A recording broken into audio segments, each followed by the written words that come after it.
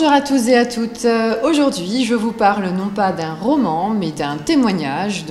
C'est le livre Mes nuits sauvages de Sylvie Perren. Et c'est donc une histoire complètement vraie. Alors Sylvie Perren, on l'a d'abord découverte un petit peu sur Internet et elle a rencontré pas mal de succès. C'est pour ça qu'une maison d'édition lui a demandé d'écrire cette partie de sa vie que je vais vous faire découvrir pour toucher un plus grand nombre de personnes encore. Alors Sylvie Perren, à la base, elle est ostéopathe en Alsace, pas très loin d'ici, elle avait une vie somme toute classique. Elle vivait dans une grande maison en couple et suite à une rupture, elle se retrouve sans maison et dans un premier temps, elle va vivre dans un van. Donc elle va expérimenter la vie dans un petit camion. Donc elle nous raconte toutes ces aventures. C'est sûr, quand on vit dans un petit camion de quelques mètres carrés, alors qu'au préalable on était habitué à vivre dans une grande maison avec tout le confort moderne, avec toutes les facilités qu'on a et dont on ne se rend même plus compte dans une maison.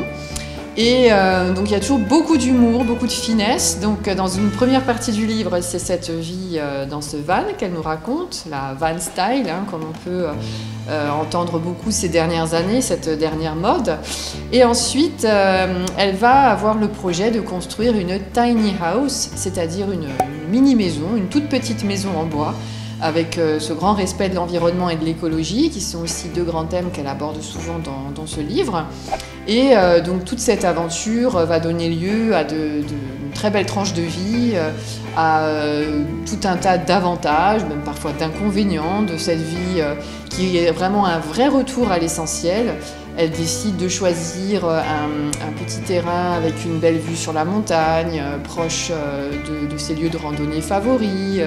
Elle découvre que quand la neige s'invite, c'est pas forcément très facile.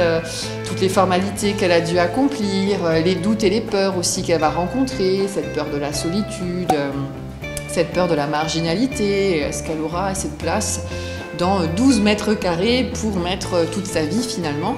Et c'est une vraie réflexion sur aussi ce dont on a vraiment besoin pour être heureux au quotidien. Est-ce qu'on a vraiment besoin d'autant d'objets, d'autant de vêtements, d'autant de vaisselle, etc. Donc elle fait un vrai tri non seulement matériel mais aussi presque philosophique en se demandant ce qui est vraiment important dans la vie. Et on la suit comme ça pendant presque un an en fait, entre la construction de cette maison et les premiers mois dans lesquels elle découvre cette nouvelle vie. Elle nous parle aussi beaucoup de la nature, des paysages, des arbres, des montagnes, du ciel. Parfois, elle suspend son hamac entre deux arbres au milieu de la forêt pour se sentir encore plus proche de la nature. Donc c'est vraiment un livre sur les vraies valeurs, comment se débarrasser du superflu, redonner du sens à sa vie, rendre sa vie un peu plus légère, aussi bien extérieurement qu'intérieurement. Donc c'est un très beau témoignage, c'est très dynamique, c'est vraiment un très bon moment de lecture et on se prend même à rêver, pourquoi pas nous-mêmes, de vivre une expérience comme celle-ci, ne serait-ce que pendant quelques jours ou quelques semaines de vacances, pourquoi pas. Voilà, donc je vous invite vraiment à découvrir cette belle tranche de vie et je vous dis à très vite pour de nouvelles aventures de lecture. À bientôt!